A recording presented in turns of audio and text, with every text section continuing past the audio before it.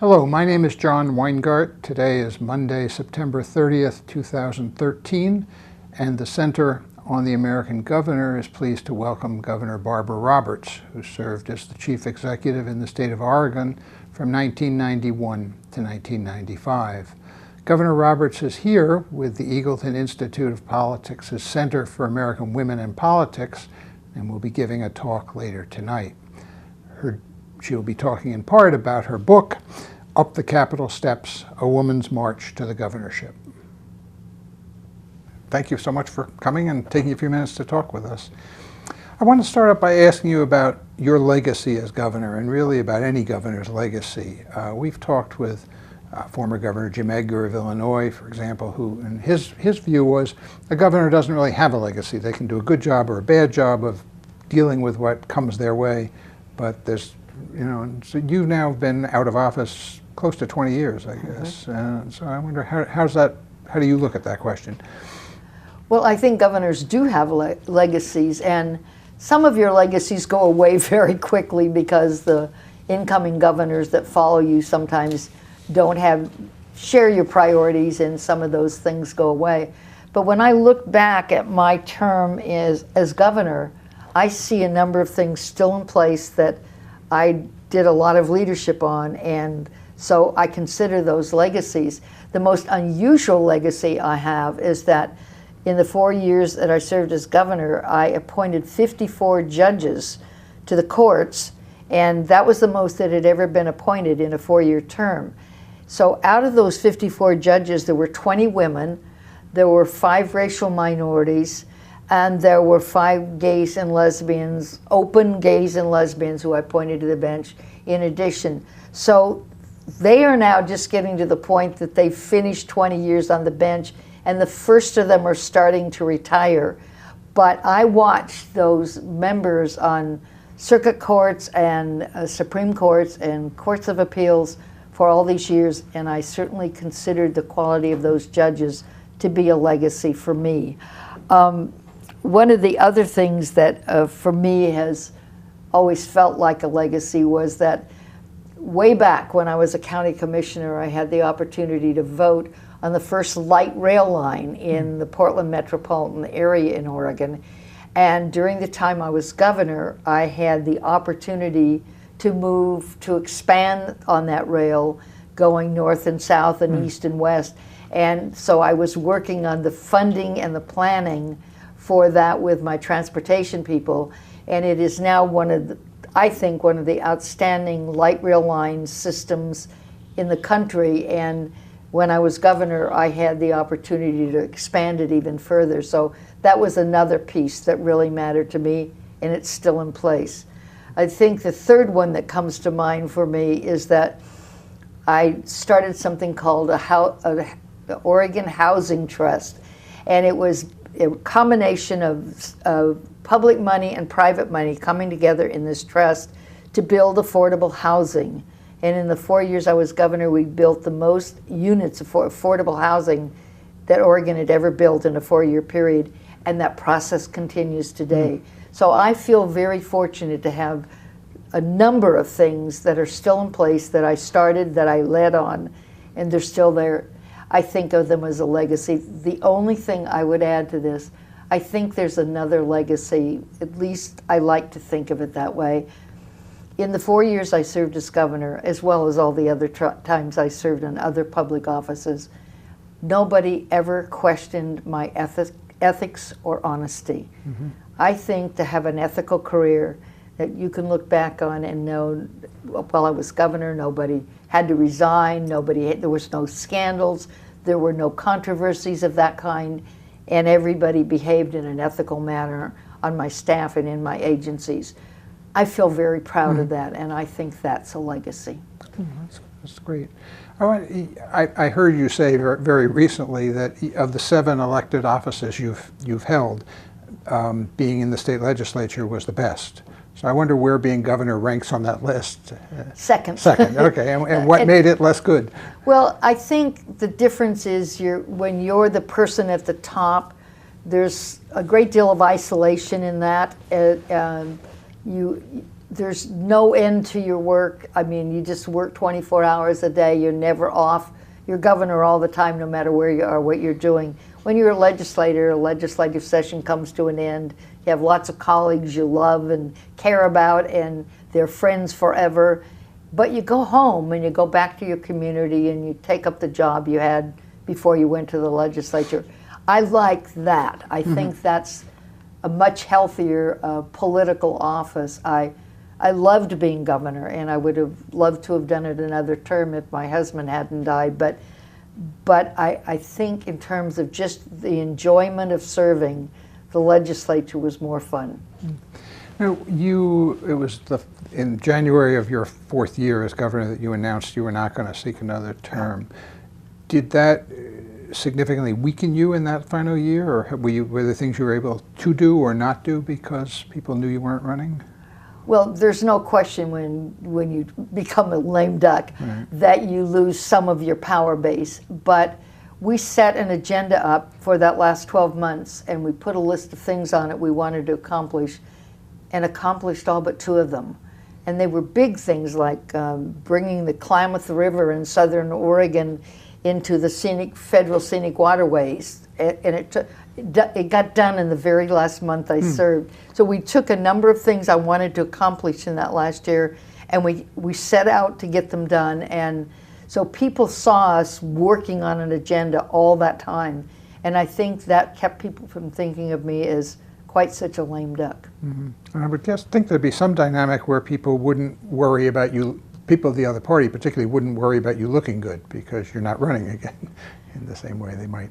I think to some degree that's true, but my legislature didn't serve during that last year I was in office because it was an off year and they weren't. Right. We didn't have annual sessions, so they weren't serving then, and I'd had such a difficult year. My husband had just died, and that was the reason I didn't seek re-election. So people felt, and he was a member of the state legislature, everyone knew him. So I think there was some sense of protectiveness about me in that last year. People wanted me to have a good last year, and they knew why I was not running, and they wanted me to have a good last year. And I think a lot of legislators stepped up and helped me. And I spent time in legislative districts helping candidates who were running for election that year. So I was politically active even though I wasn't running myself. I want to ask you about your dealings with or interactions with other states' governors and with federal agencies while you were governor. Were either or both of those significant parts of your life? Well, I was really involved in the Governors Association and in the Democratic Governors Association, so I attended all those meetings and made a lot of friends and a lot of relationships, worked closely with the governor of Washington State during that time, and with Roy Romer in Colorado. There were some people that we had some common goals that we were working on, and they were the people I could pick up the phone and call when I needed help. And so that really allowed me to work with a lot of governors. And because Bill Clinton had been a governor and I'd served with him as a governor, he was then president during my term as governor, part of my term as governor. So I had that connection that came through the Governors Association. In terms of the federal government, I had very heavy workings with the federal government and relationships during that time. The listing of the spotted owl as an endangered species, just as I became governor, very controversial and very difficult. Timber was my state's largest industry, and this was devastating communities and workers and closing mills and closing forests. And I supported the Endangered Species Act and the listing, but it created a huge problem for me in my state. And so I was working very closely with Vice President Gore and with President Clinton to try to get the Clinton Forest Plan done and to try to get monies into my state to help those communities and those workers retrain. So that was one big issue for me that I worked with the federal government. And then the Oregon Health Plan, which was a forerunner to the difficulties now talking about the Obama health care plan. But we were putting that into place in Oregon way back then, And in that process, we had to get a bunch of federal waivers. So I was working with the federal government, getting the waivers for the Oregon Health Plan. That put me into a lot of connections with the federal government. And I mentioned earlier that I was working on the light rail lines. Right. That meant I had to be back in Washington, D.C., raising the funding necessary to build those light rail lines and the transportation support that I needed back there. So there were a number of issues. I think the most interesting one was something called the Oregon Option, which was an experimental program that Vice President Gore was helping with. And it took the state of Oregon, the city of Portland, Oregon, and the county government in that same county, in that same area. And the three of them worked together with the federal government to look at the benchmarks in Oregon where we measured everything. And we said, okay, what's the outcome we want to happen here? And we took a select number of things, a lot of them about food and families and children, and we decided what the outcome was we wanted. And then the federal government removed red tape so that we could see if we could do an outcome-based program like that. And so we worked with the federal government in doing that. So it was an experiment for both the federal government and for us in Oregon. And it was fun to do because we were working with secretaries from several of the cabinet member secretaries, because we were working on children and education and food. And so we were working with agriculture one day, and we were working with people in social services the next, in various departments of the federal government. So I had a lot of opportunity to work with the federal government, I think more than I might have had in ordinary times as a governor. And that last part was part of the Reinventing Government initiative of the Vice President, I guess, at that point. What you mentioned about governors in terms of being active with the National Governors Association and the Democratic Governors Association, at that point in the early 90s, there were a large number of issues that seemed to have, at the state level, that seemed to have Democratic and Republican approaches that differed, or were you able to learn and share information and policies with your Republican counterparts? We actually did a lot of sharing across party lines at that period of time. Doesn't mean it was always honey and roses, but for instance, the Oregon Benchmarks program, which measured outcomes of the work we did in government, and it measured outcomes of our state as a whole. When that was developed, they took that program to the National Governors Association and published a big document about it and made sure it was available to all the other governors in the states who wanted to try sort of measuring this reinventing of government. Included a lot of outcome measures, and so we were the best example of a state that had really taken that on. And I think that was one of the things. We were doing a lot of what was called workforce development, trying to look at how we trained workers, and most state governments had a whole group of things that were sort of worker training, education, job elements of various kinds, community colleges, trade schools, labor unions. And we decided that we would kind of put those all together and look at them as a whole and develop workforce planning so that no matter what you did or where you were coming from, there was a workforce option for you, whether you were getting out of jail, whether you were coming off of welfare, whether you were graduating from high school, whether you were leaving community college, didn't matter. We would find a way to do workforce preparation for that worker. And as a result of that, that Workforce Quality Council thing that we developed also went to the National Governors Association, and a number of states took lessons and ideas from that. So we did work across a lot of lines, and the other one was education. Roy Romer at that point was chairing I think the Democratic Governors Association then, and he put that as a priority for him. And then the governors worked with the president, and we tried to pull together ideas about education and education reform.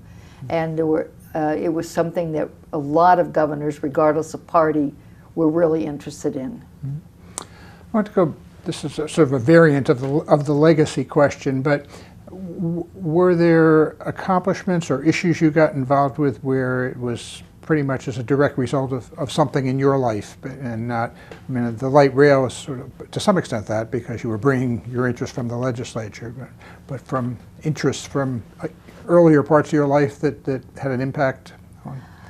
One of the things I worked hard on for a long time was early childhood education, and during the time I was governor, we more than doubled the state-funded Head Start. And part of the reason for me, as I looked at Head Start, was that even though I'd served on school boards and community college boards, Head Start really was for me the opportunity for success for children in education. And as a grandmother, which I was by then, as a grandmother and as a person who had a special needs child, I knew how important early education was. So I think my personal feelings about that really brought to the forefront my commitment to advancing Head Start and early childhood education in Oregon. So that's one of the ones I always think of. The other one was, I mentioned the Oregon Housing Trust earlier. My interest in affordable housing was very strong because I had been, as a single mom with 2 kids and low-income job, I had been one of those people looking for affordable rentals a number of times in that period of my life. I knew how hard it was to find affordable, clean, decent, safe, affordable housing. And I really wanted to see if we couldn't do a better job in Oregon.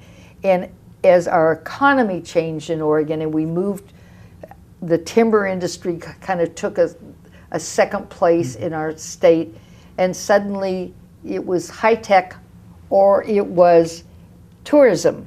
And the tourism jobs were basically lower-paying jobs as a rule. And those were the people who couldn't find housing.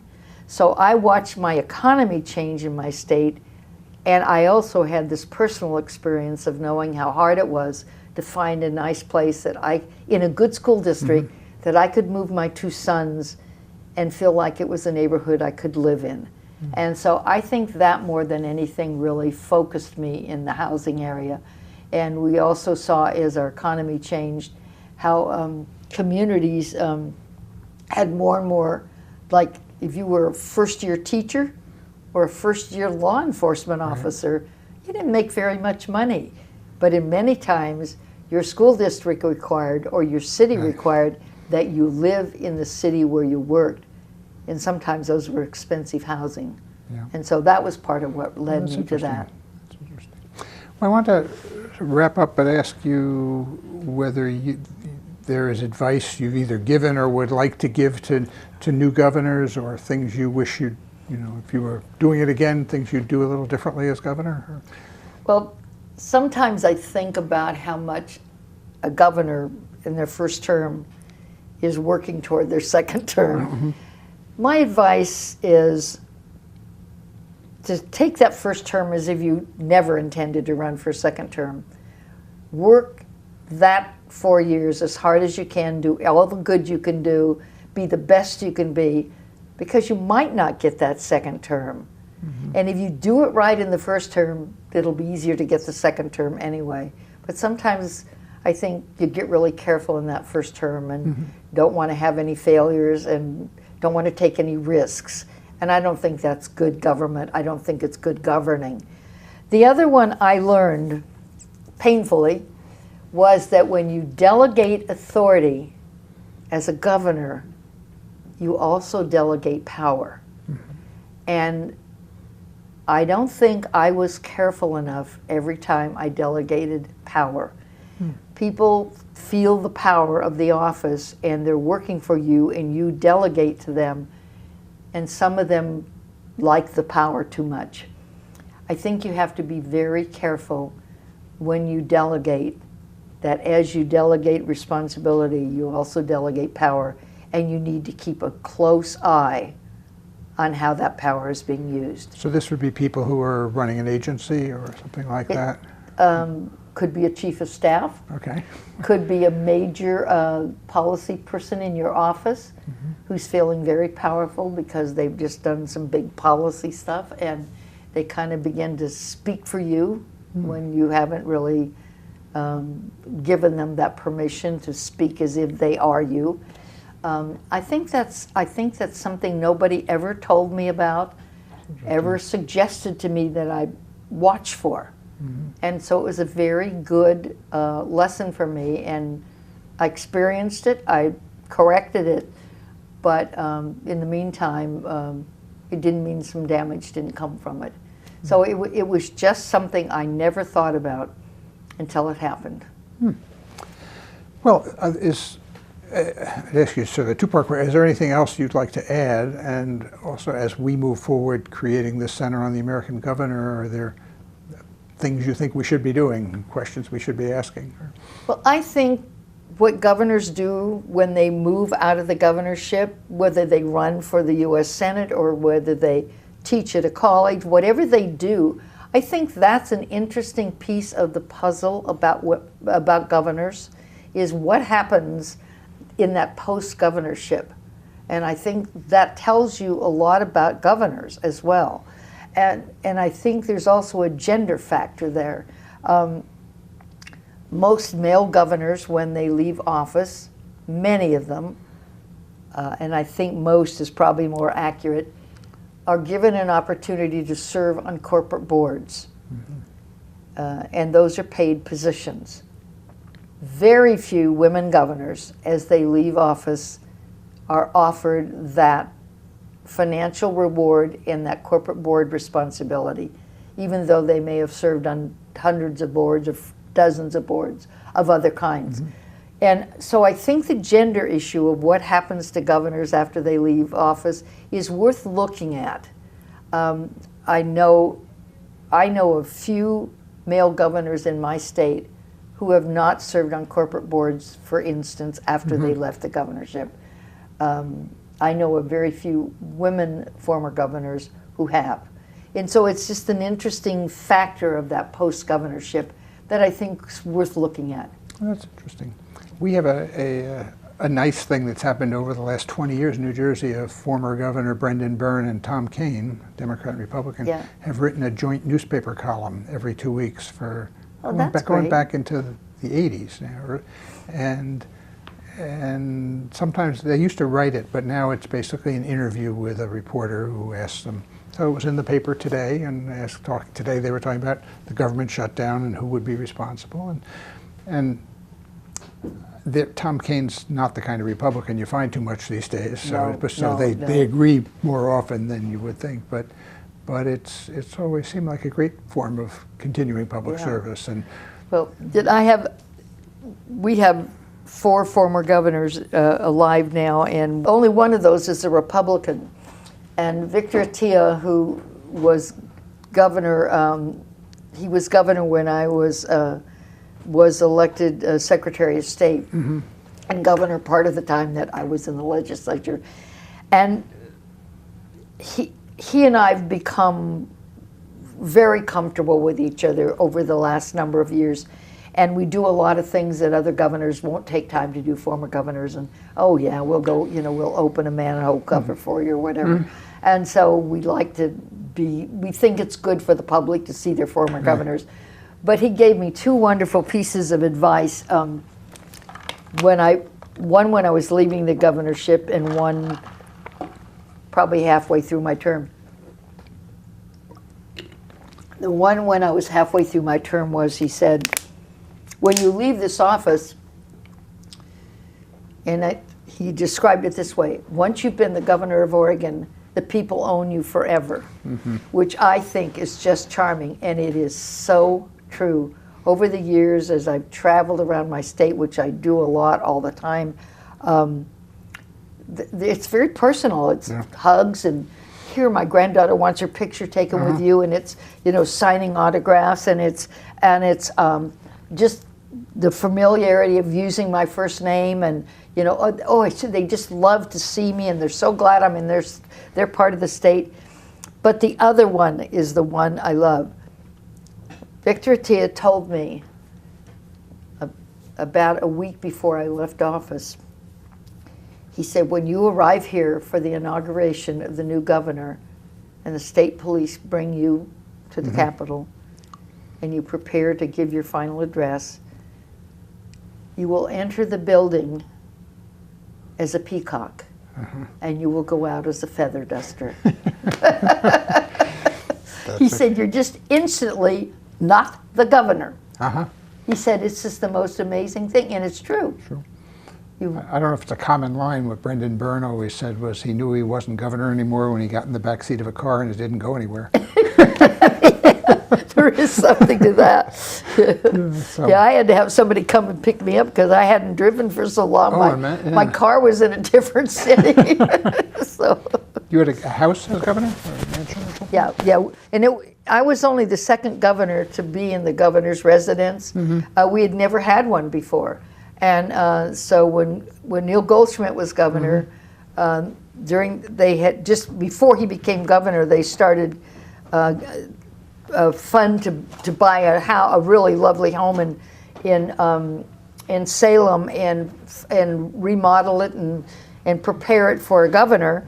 But Neil Goldschmidt moved into the governor's residence about 6 months after he became governor. So he was the first resident there, and I was the second. And so I have very emotional. My husband died in that house, so I have very emotional connection with the house. But when John Kitzhaber served his first 2 terms, I was never in the house. He never invited me back in the house. And he's not much of a social guy. And so when Ted Kulongoski got elected, after that, the first thing Ted and his wife Mary did was to call me and say, we're going to move in Sunday, and could you come for dinner on Thursday? That's great. So I came to the house, and they said, you have an hour before dinner, and the house is yours. You can move any place in the house you want, look at anything you want, open any closets, we don't care what you do. Just, this house is yours for the next hour. And so I just wandered all over the house, down in the basement and up in the ballroom and into the room my husband died in.